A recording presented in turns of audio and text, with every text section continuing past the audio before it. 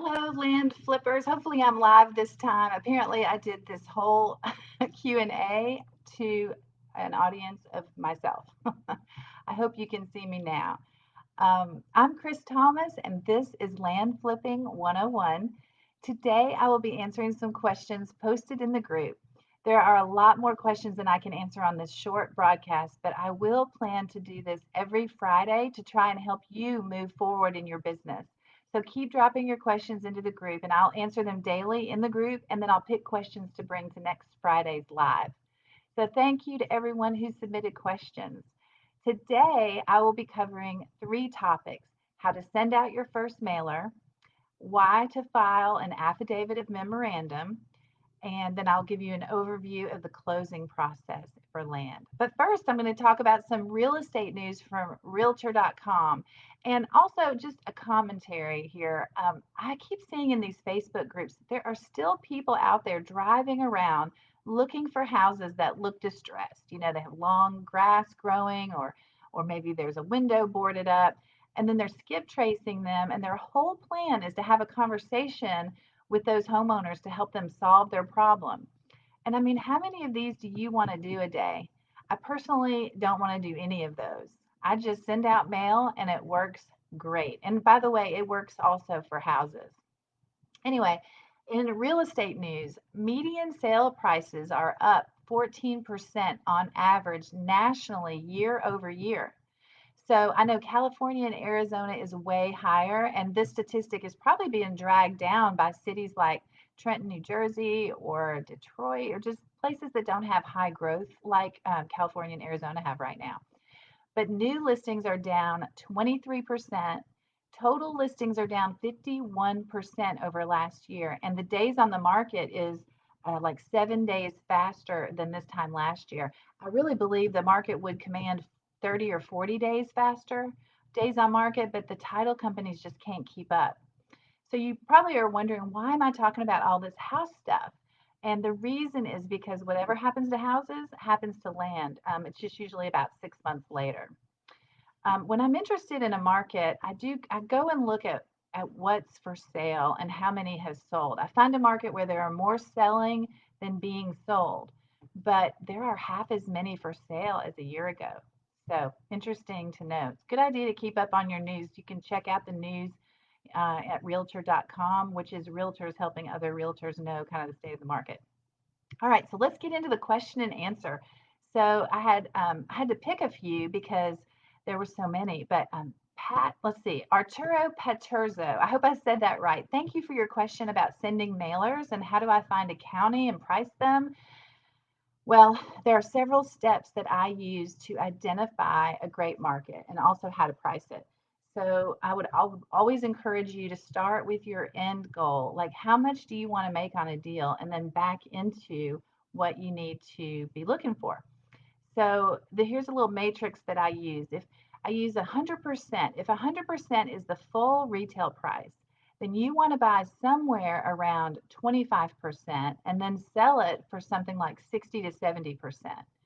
So retail pricing, how can it be found and how do you figure out what that is? I would take the most recently sold like kind properties or comparables, as they say, in the four main real estate listing websites. Those are Zillow, Realtor, Redfin, and Zone,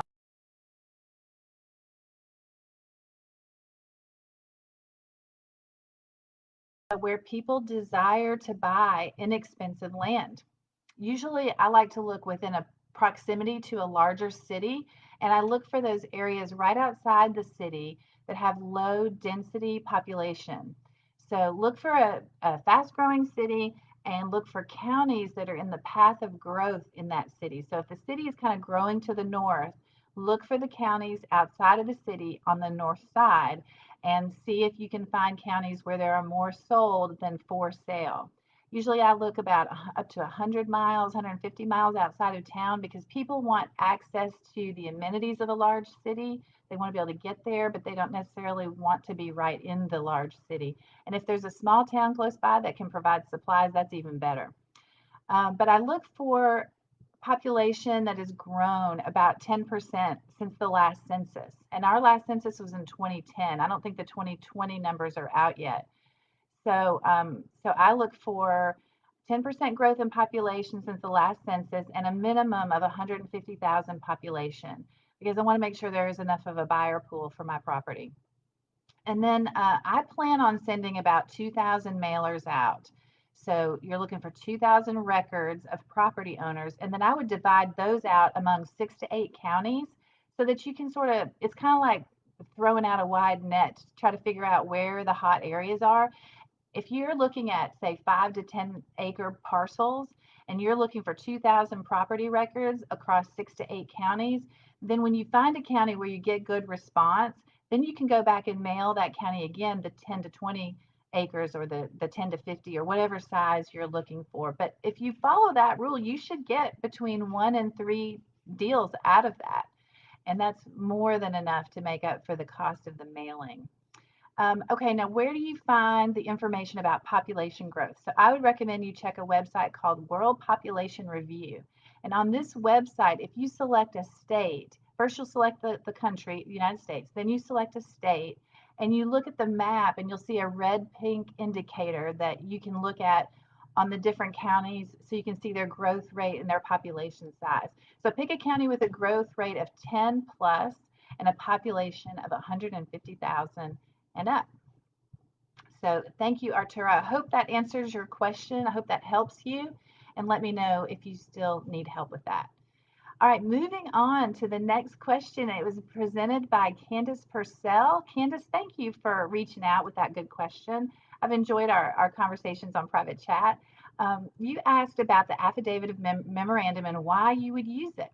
Well, Candace, I often put property under contract to purchase, and then I go to market to see if someone will come along and buy it. I do this before closing on the purchase. And sometimes after I start marketing the property, but before I close, the seller will get a higher offer and try to back out of the deal.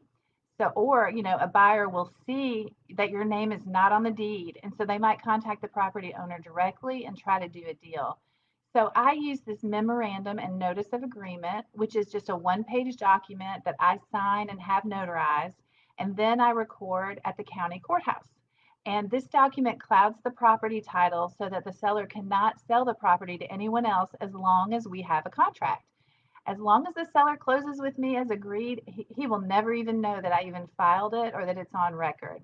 And I do have to provide a release of affidavit at the closing for the county. So, but however, if the seller tries to close with another buyer, the title company that searches the title will see that the seller has an agreement with you, and the title company will contact you at the contact information that you provide on that affidavit. So there is a way for them to get back in touch with you. And at that time, you'll inform them that the seller already has an agreement with you and they are not supposed to be entering into any other sale with other buyers.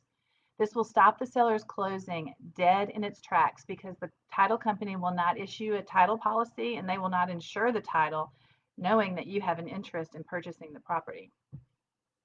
This affidavit is a powerful tool that puts you in control and prevents the seller from closing on a higher offer from another investor after they've already signed an agreement with you.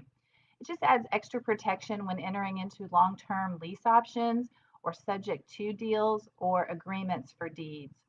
But before you use a memorandum and notice of agreement, be sure to seek, legal advice just to fully understand how to use the notice properly in that state or county. Thank you again for your question, Candace. That was great. And next, the last question I have is from Amanda Summer. So thanks, Amanda, for asking about the closing process. I picked this as a question to answer because there are really 3 ways to complete a land deal. I can tell you about the 3 ways and also tell you how I use them. So the first way is just title and escrow company, just like when you buy a house. And we would typically use this for any transaction over $5,000. The self-close option, which we'll talk about in a minute, is really for the smaller properties under $5,000. But you would contact a local title and escrow company to complete the deal for you and your buyer, and you just sit back and let them do all the work, and they make sure everything is perfect. You get a title insurance policy, and they prorate the taxes for you. Now the cost can be anywhere between 200 and 2,000 to complete the deal. And it just depends really on the price of the property. It takes about 30 to 45 days to close it, and then you get a check or a wire transfer at the end. I personally use this for all my closings because all mine are over $5,000. And I just love the added protection and security of having the title company do it because they understand how to work with the county, they understand all the legal requirements, and they have an attorney on staff, which, I'm not an attorney. So I can't do that. It just gives me a lot of um, comfort knowing that they're covering things for me while there are so many other details in the business that I have to worry about that I like to leave that to them. Also, I like to make more than $5,000 on a deal. Okay, the second way you can do it, this is the self close. It's with a notary close basically. So what you would do is you would generate the documents, which is basically the deed and any supporting documents for that, and you would obtain a cashier's check at the bank for the agreed upon purchase price. And then you hire a notary who's local to the seller. There are two companies I can tell you that I've used before, 123notary.com and mobilenotary.com. But I'm sure any Google search would bring up, other notaries in the area that you're looking at.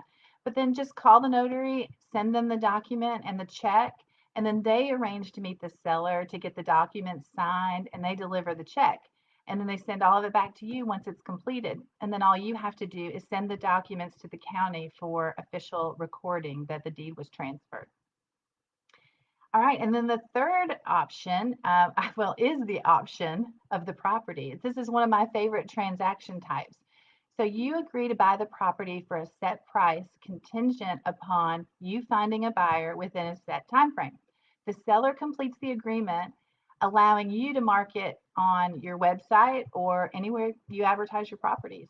And once it's sold and the buyer pays you, then you initiate the option agreement and purchase, and then you process the deed from the seller to your buyer kind of all at the same time.